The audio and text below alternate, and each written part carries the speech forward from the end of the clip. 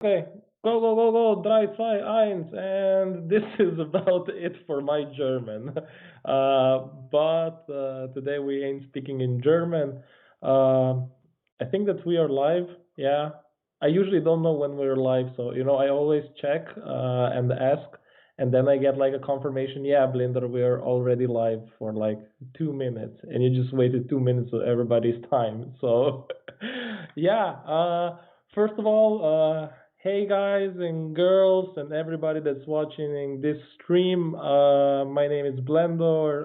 Welcome to Spletne urice or web hours, or in Croatian, online satovi. Huh? Online satovi. It has a ring to it. Spletne urice Maribor, for everybody who's joining in for the first time, are basically these bi-weekly talks about the world, the technology, and everything in between. Today, we have this honor to have a special guest, an international guest from Croatia. I just had to put it, international, because technically speaking, you're not in Slovenia, so you are abroad. But before we go to the presentation, time for some general bullshitting. I mean, it's not bullshitting, it's actually promoting ourselves. So, if you want to know more about Spletne urice, all of these cool, magnificent talks that we have, just go online and click Spletne urice into Google, Firefox, Safari, whatever do you use, browser, doesn't matter. Spletne urice Maribor. We have a website. It's www.hmb.si. It's smart cookies, you know, because www, H for hours, MB for Maribor. We also have social media presence on every major social media platform. So you can find us on Facebook, on Instagram. We have a Twitter account. By the way, we also have a YouTube account where we also stream these talks, and you can check out our streams for the latest streams. We also have a newsletter. You can subscribe to it. You will get information about our new talks. We don't send spam, occasionally a bad joke, but guess what? Today is not a day for bad jokes. Today is a serious day because we'll be talking about testing.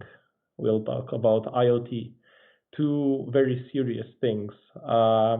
It's my pleasure to announce our next speaker. This is Filip Ambruš, who's a quarter Slovenian, 3/4 of a Croatian. He's not from Zagorje because this will, according to the Croatian law, automatically qualify him as Slovenian. So he works for Infinum, where he basically tests stuff and does stuff in IoT. So, Filip, the stage is yours. Well, thank you. First of all, I'm very excited to be here. And as you actually said, this talk is going to be about a really big phrase that's been going on and going around for the past few years, and that's the IoT, or Internet of Things, and the 6 challenges of IoT testing in practice. Now, not that there's only 6 of them, but these are the ones that I believe I can share with you and give you a bit of an insight of how it is to work on such a project. So without further ado, let's get going. So to kick off, I would like to start with sharing a bit of a background on where do I currently work.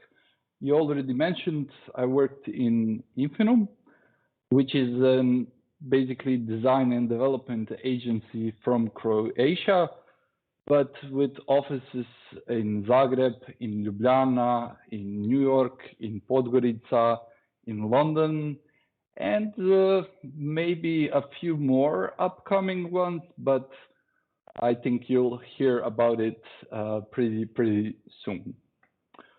So what do we do? Basically, we work for clients all over the world, both large corporations, but also smaller firms and startups. And basically, if you need it, we can do it. Design, development, testing, we pretty much got you covered. And given that these are Spletne, urice, Maribor, maybe some of you who joined us are using an app like NLB Click or the Click Pro, ABBA Mobi or ABBA Club. Well, yeah, no need to thank us. It's our job. And a bit about myself. I'm a software tester at Infinum, and I've been working here for 2.5 years now. And during those 2.5 years, I've worked on several different projects, but lately I'm focused on working as a part of a quite interesting IoT project, which I'll tell you more in the next 20 or so minutes. So, to tell you something about the agenda, we are going to kick off with giving you a bit of background on what kind of a project I'm working on, and spoiler alert, it involves working with IoT.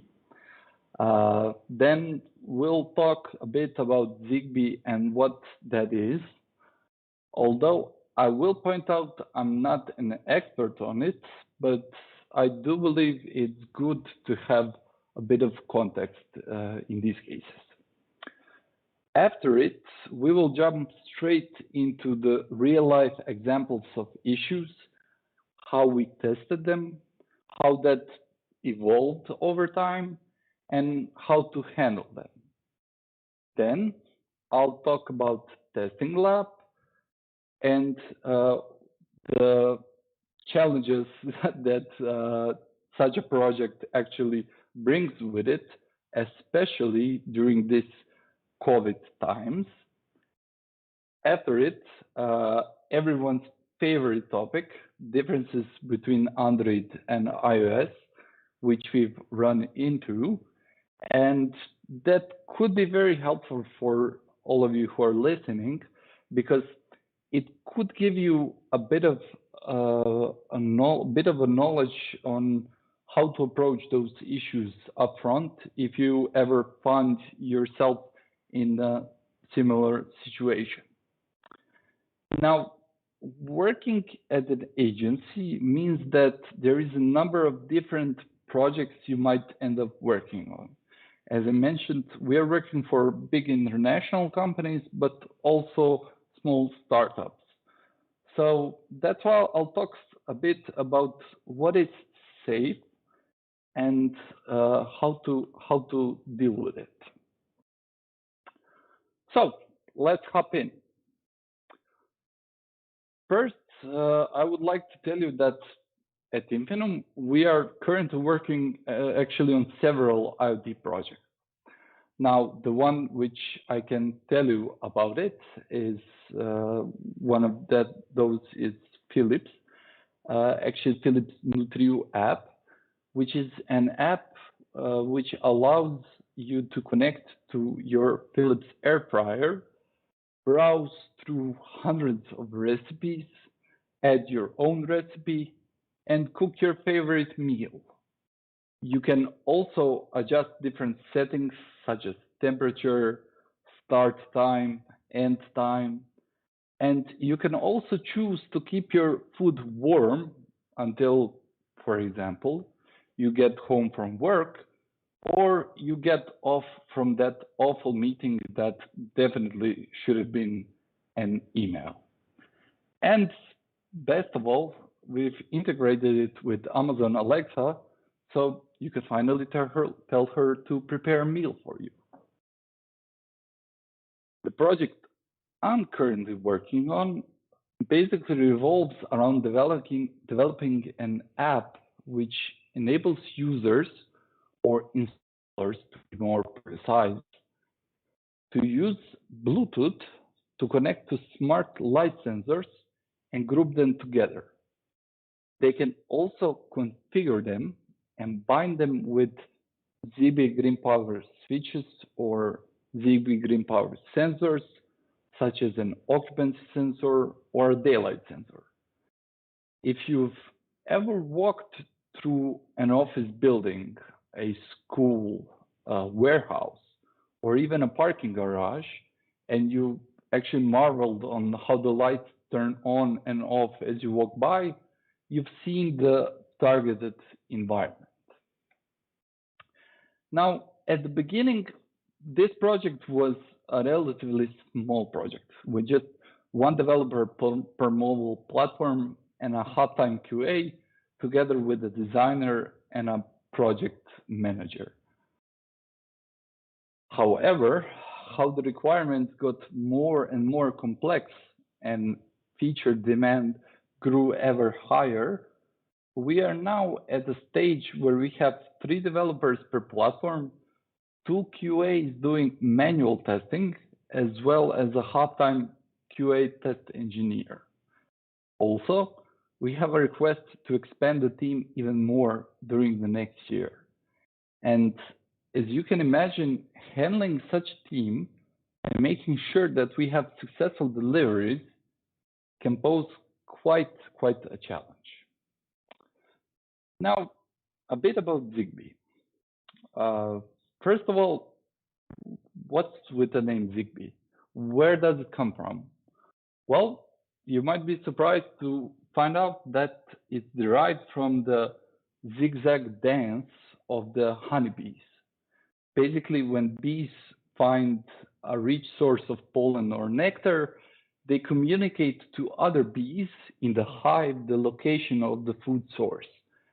How do they do it? Well, they do it by performing a waggle dance, a dance that actually uses a zigzag motion, which is, to be honest, something that I've learned only when preparing for this presentation. I never really thought about it, but now that I've read it, it kind of makes sense. Now, how much do I know about Zigbee itself? Probably not nearly enough. I mean, have you ever seen the Zigbee cluster library specification? It has like 900 pages. Ain't nobody got time for that. However, what is interesting to know is that we are working with so-called Zigbee direct devices, which means that we needed to make an app which is able to both directly connect to a targeted device via BLE or Bluetooth Low Energy, as well as use that device as a base to send Zigbee commands throughout the Zigbee network, which is something you can see on the sketch on the right side of your screen. Now, from a user point of view, this means that you can get rid of things like a gateway or any such complicated device. Basically use your everyday smartphone to create and manage a Zigbee network. Here, as I said, you can see the graphic representation of how that works.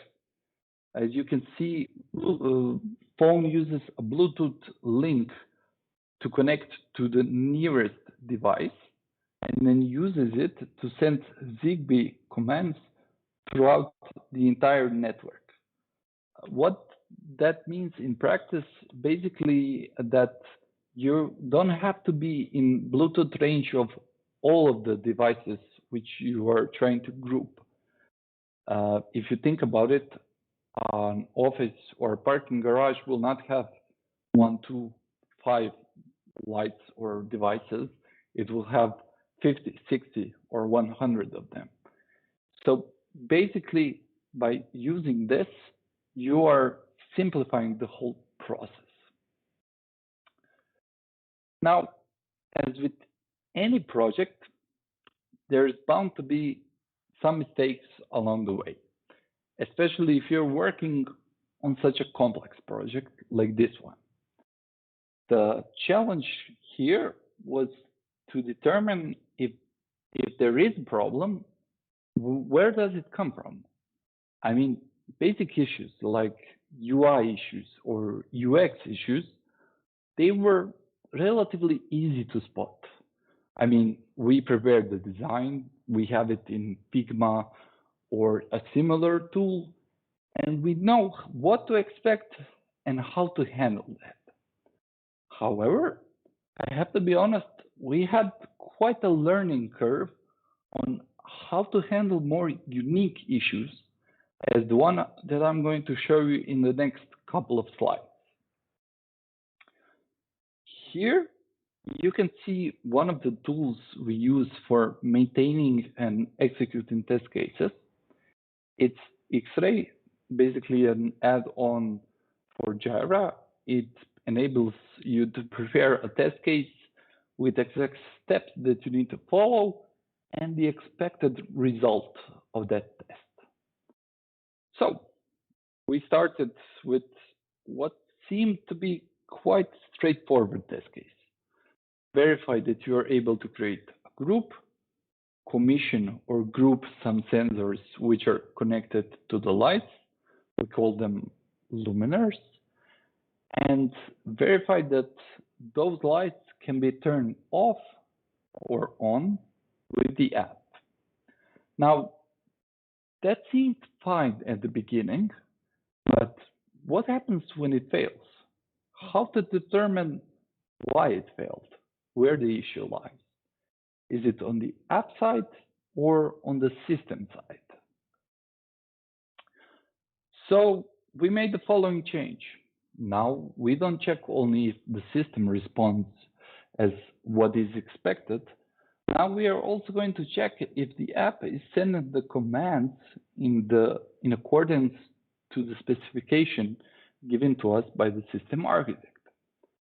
Now, as you can see here, we basically have almost the same test case as the previous one, but with one important difference. Now, we are checking the specification as well as which command did the app send when we toggled the button to an off state. And that could work well enough for us, but imagine the following scenario. We ran the previously specified test case. The app is handling the UI as it should, and it is sending the correct commands, but the light never turned off. What to do now? Well, now was the time to turn to system architect and determine what's the root cause of this test case failure. Was it a mistake in the spec? Is it a firmware issue? Note here that even though our implementation was as specified, we could pass the test, mark it as passed.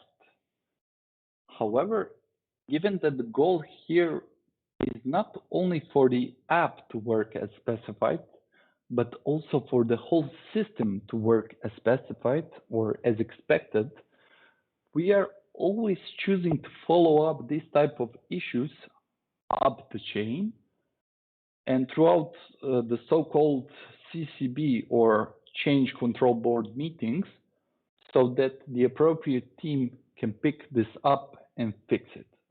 Now, what that means exactly, I'll talk about it a bit later in the presentation. You might be wondering, how do we check and see the network or Bluetooth commands which are being sent to the luminaires? Well, easy. We use our own debugging libraries, which are basically added in the development builds. Those are Logi for iOS and Sentinel for Android. Both are usually used for capturing only network logs, but we've also added a BLE logger for this particular project. Both libraries are publicly available and known, and they do make our life as QA much easier. Now, the original plan was to show you an example of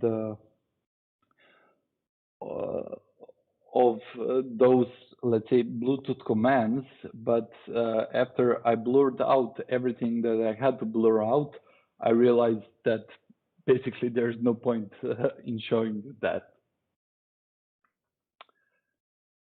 Now, a bit about testing lab.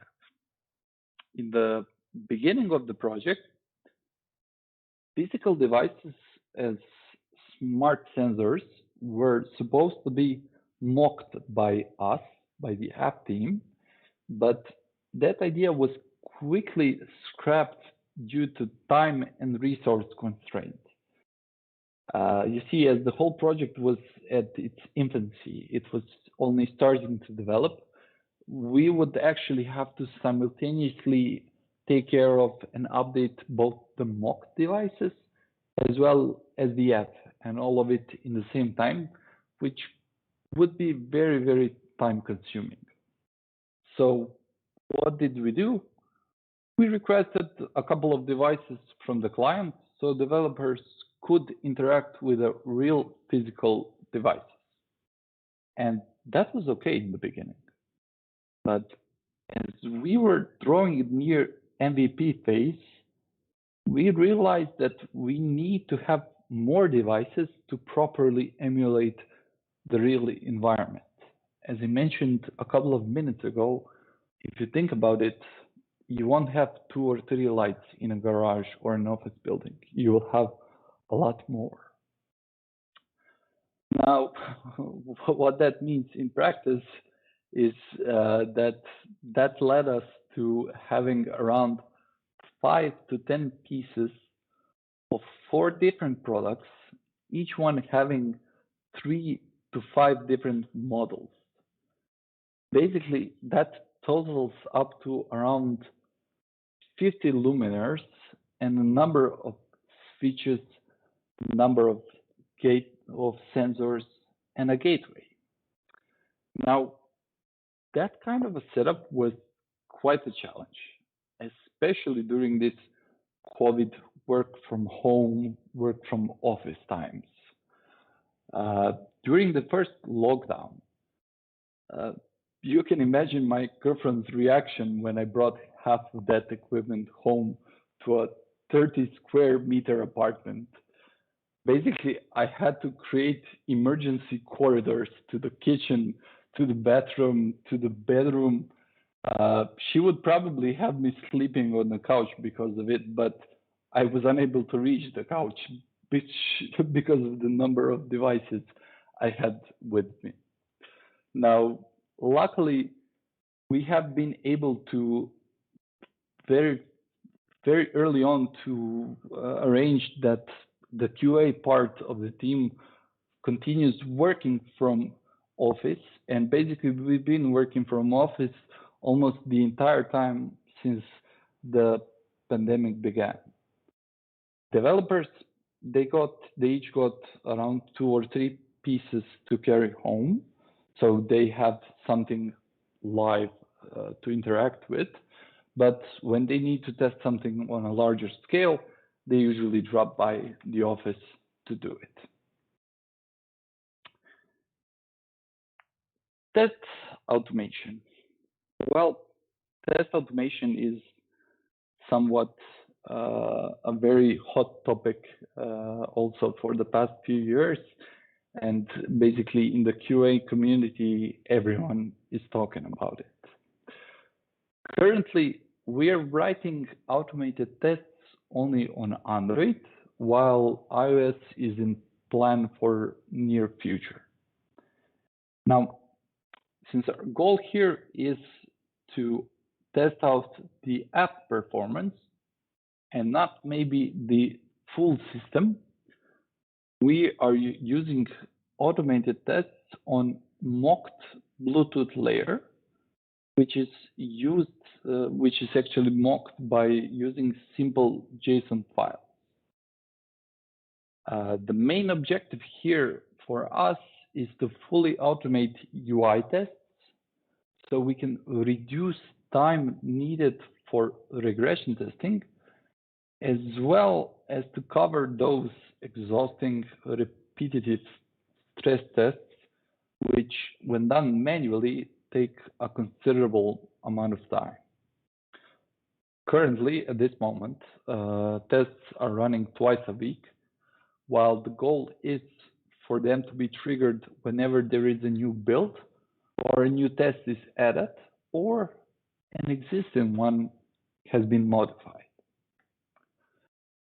I'm sure you're also probably interested in which tools we are using for test automation. And currently we're using Appium as a framework for running test suites, while we write tests in Python due to its simplicity and overall capability. Test runs are triggered via Jenkins, while the code itself is on Bitbucket.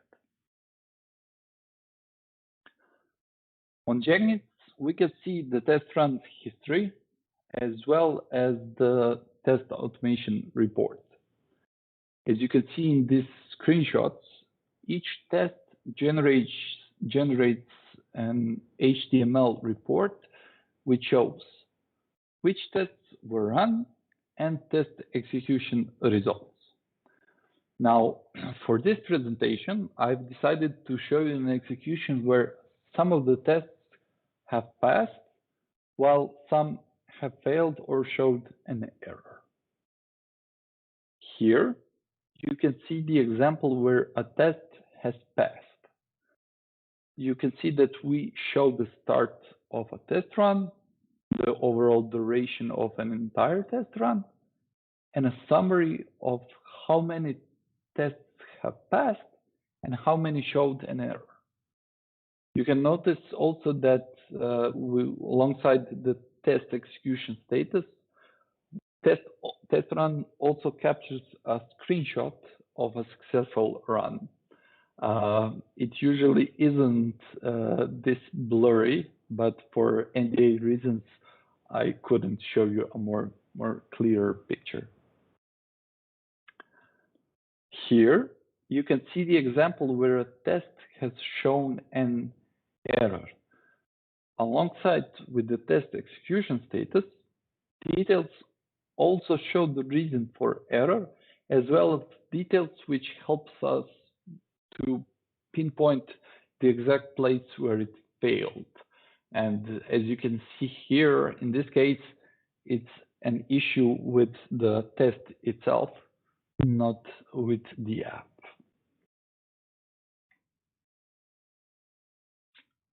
Now, to move on to everyone's favorite subject, and that's Android versus iOS. For starters, I have to say that for this app, minimal requirements are Android 6 or newer and iOS 11 or newer, while we are planning to do that very soon, to bump that up to iOS 13 at minimum, while Android will probably stay Android 6 at least for now. Now, since the app is quite specific with regards to Bluetooth integration and usage, we've noticed quite some differences between platforms. For instance, iOS environment is heavily closed and restricted, which actually gave us a lot of problems during the early development. You see, a number of system architecture decisions were made in the beginning without this knowledge. That basically led us to situations where Android developers could relatively easily pick up some features, while iOS developers had to struggle with them, doing multiple workarounds, wrappings into a number of different libraries, or in the end, we had to request a change in the firmware or in the system itself. Now, you can easily notice that difference yourself if you download the NRF app, which is an app for PLA development, and you can use it to observe the differences in advertisement packages shown by Android versus iOS.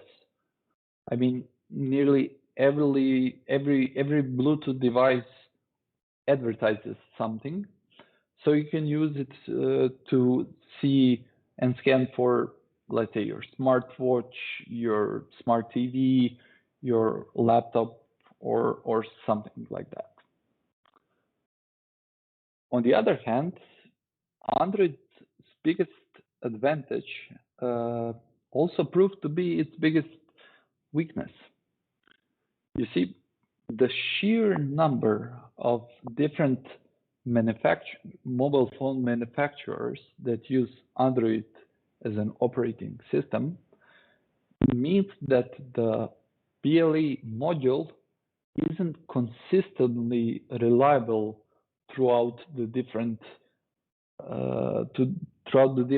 mobile phones. And here I'm not talking only about the difference between, let's say, a flagship model and a low budget model. We had to drop the support for Huawei phones, even the flagship ones, as their Bluetooth proved to be very unreliable. Now, I mentioned in the beginning of the presentation, working at an agency means that there is a number of different projects you might end up working, both smaller ones and more complicated ones. This is one of the complicated ones, and that's why I'll talk a bit about what is safe and what kind of challenges we've run into working with it. So to start with, Scaled Agile Framework, or SAFe, is a template which helps large companies basically to scale up agile principles and tools. It operates on 3 levels: portfolio management, program management, and team management. Now, team level works like standard Scrum, although teams could work in Kanban and Scrumban. In this case, we are working in Scrum. I won't go into explaining Scrum here, but knowing what Scrum is will help you to better understand the program management level and portfolio management level. Program management level is comprised of multiple teams working to deliver something together. Basically, it's like Scrum, but scaled up. So instead of having one team comprised of Scrum Master, developer, designer, and QA, you have one team which is comprised of several other teams. The main metaphor for this, let's call it team of teams, is the agile release train, or ART. Now, all of the teams work together and deliver their products in mostly 2-week sprints, and they work together to deliver one bigger product at the end of a PI, or product increment, which usually lasts 6 to 7 sprints. At portfolio management level, portfolio program managers help underlying teams or trains by allocating budgets and creating a backlog of portfolio level epics which need to be addressed by the train program managers in the upcoming PIs. So basically, they're laying down what teams need to pick up in the near future. I won't go into discussing more about this level, as we didn't have, or actually don't have, direct involvement with it, but I'll give you a bit more details about our project. In our project, there are multiple teams working together, and we're all dependent on each other. Hardware team needs to produce the hardware, in which the firmware team will upload a firmware for which the app team, or us, will develop an app which connects to the cloud for the user registration, login, or data backup. And all of it needs to be tested by INV teams before getting a green light for the release to production. This means that in our case, we have a number of different teams, all dependent on their work by each other. We have 2 to 3 system architects, we have a number of project program managers, and we also have an RTE, or a release train engineer. All of it means that there's more than 50 people working on this project. Now, as you can probably expect, things were chaotic at the beginning. All teams were swarmed with change requests. Specifications were unclear, which led to overcommitments, and estimates were given as ballpark estimates at best. All of it led to missed deadlines and after a while, something needed to be done. Now, a decision was made on a program level to select a new RTE, or a release train engineer, who could dedicate more time and focus to the art itself. Also, teams were encouraged and started to adopt "it's okay to say no" attitude. And by that, I don't mean we started saying no to everything. We just started to insist on having more and more detailed specification before we could say, yes, we will pick this feature, this epic, this story for the next PI. We also started to commit only to the features we were confident about, and we started refining features more and more until we were under the impression that, okay, we are ready to pick this up. Now, are we there yet? Is everything okay? Well, I wouldn't say so. As a project like this, well, basically any project, it's like a living organism. It grows, it evolves, and it changes. And it's doing it constantly. And so should you, and so do we, if we want to have a successful team. Now, that's about it for my presentation part of the talks today. Thank you all for your attention. Are there any questions I can answer? Okay, thanks, Philip, for this great talk. I've been checking our Facebook stream and YouTube stream for any incoming questions, and for the moment, we don't have any, but I've got a question that is maybe a bit different from what you've expected. It's not a technical question, but what are your thoughts on the state of testing or quality assurance in IoT? Because IoT is such a big field, like everybody is working something in IoT, even if they don't say directly IoT. We are all getting connected, so there's a really big pressure on security, especially with the advent of all of these connected home, devices. So we've got all these smart assistants, and what do you think?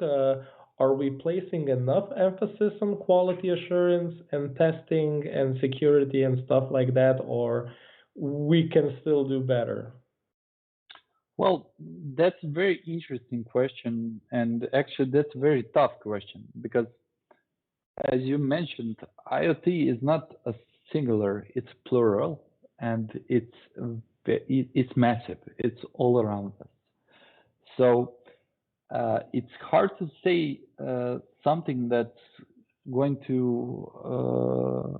describe all of it, but I would say that there is indeed a level of testing and a level of quality assurance that's required before we get a lot of those things available in the production, in the app stores or something like that. But could it be better? Well, in theory, it could always get better, but in practice, I think we have to be aware that we are living in a world which we are living in, which means deadlines have to be met. Market expectations are very important part of a certain project success, and balancing that with the time reserved for quality assurance, it's a very tricky thing. Now, for the big companies out there, like Facebook, especially with its meta universe right now, or with Google or Apple, I think there's a lot of emphasis on the quality assurance. And I do believe that a lot of testing is being done before we get the final product into our hands. But could it be better? Always. Now, what's the answer on it and how to do it? Unfortunately, I cannot be the one who will tell you that. Yeah. I agree with you. I was just thinking, about the quality assurance and testing and security. I started using Google Assistant, and I use it quite a lot. I usually use it for, just asking random questions, like how many vertebrae does a giraffe have? Because, we're out with some friends and we are just like, Googling random facts because our male ego is too big to admit that we don't know something. And I've seen that there are, some kinks to be ironed out here and there. But yeah, this is a really interesting discussion for everybody who's listening to this stream. And if you don't know, we also have this tradition to take the discussion from an official line of communication to an unofficial line of communication. When we still had the events in Narodni Dom in Maribor in Kibla, there was this really big bar where we all, grabbed a couple of drinks. But we have now a virtual bar called Rally. So if you check out our stream, you will see a comment with a link to the Rally Room. This is basically an online bar where we can talk shit about all of the failed projects. We can't do it right now on stream, because there are NDAs and stuff, that we are obliged to honor. But and there's no beer, so. And there's no beer. Yeah. I mean, in the Rally Room, you can go to your kitchen and grab, a can of beer. So, but not here on the stream because we don't promote alcohol. We don't get paid for it. So yeah, as I said earlier, we are on the internet. We are live. We have a website, www.hmb.si. We have Facebook, Twitter, Instagram. We have a newsletter where we have, just announcements about our next events. Plus, we have this really great YouTube channel to which you can subscribe and you can check out our previous streams and all of our future streams. We're currently at 187 subscribers, and we would really, really like to get to 200. Because if we get to 200 subscribers, I'm going to get a high five from my boss. So share, like, subscribe, and stuff like that. Always a noble cause.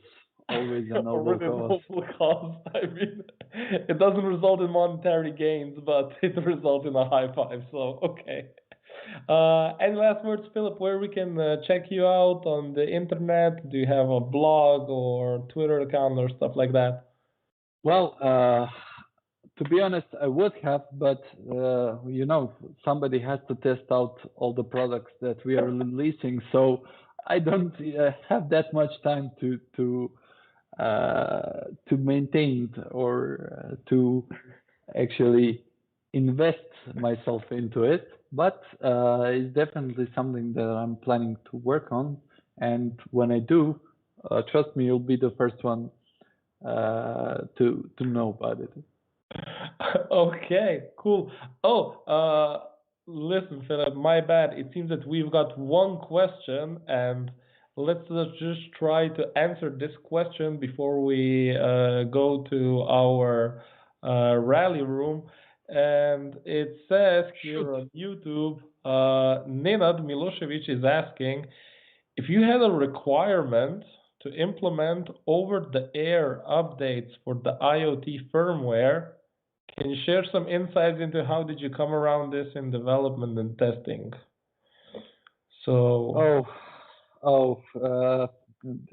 that's a painful topic. That really is a painful topic. If you listen to what I had to say about differences between Android and iOS, you might recall that I mentioned that some architectural assumptions were made before we knew that iOS is a quite restrictive system. Well, OTA or over-the-air upgrade is one of those things, and basically on Android, we picked it up relatively fast.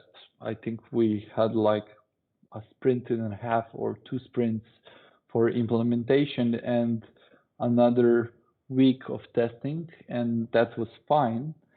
But on iOS, well, I'm not going to state how many months we needed to make it working, but it was quite a challenge.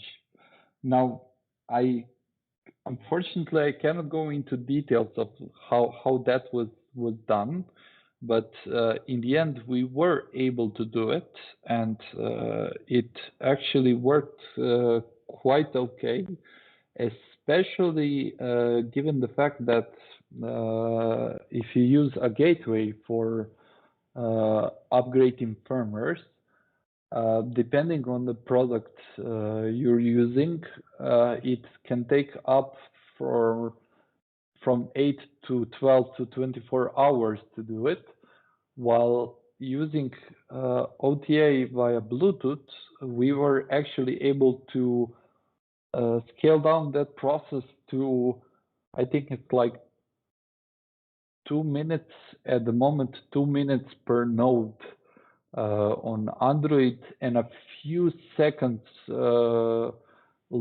on iOS. Now, that's for one node. So if you have a network of, let's say, 120 devices, that's still a lot of time to invest into updating one by one. But for near future, we have an interesting feature which would actually enable us to perform OTA on one node, which would then distribute it throughout the entire network.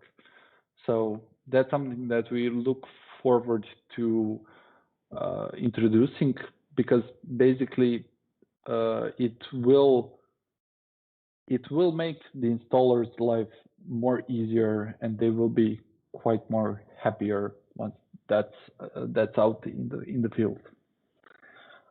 I'm sorry I couldn't say more or answer in more details, but I hope that this is enough. I don't know, maybe Nenad has the money to pay out, those NDA fines, so we'll see it in the rally room. So okay, well, as I can see, the links are already in the stream, in the comment section. So if you want to join us in a bit informal setting, just click on Rally Room. We'll be there in a couple of moments. In the meantime, thanks for everybody watching the stream. Thanks again, Filip. We'll see you again in 2 weeks, where we'll be talking about testing. This time we'll be talking with Juran Papuga. I'm terrible with yeah. I'm definitely going to pronounce his last name like this from now on. Definitely. Okay. Thank you. Thank you for this. Okay. Juran's going to probably say something not nice about me on the next stream, but yeah, Juran from Infinum as well. Another topic about testing. So this is it. See you in the rally room. See you in the next 14 days. So thanks. Have a good one. Thank you, everyone. Thanks.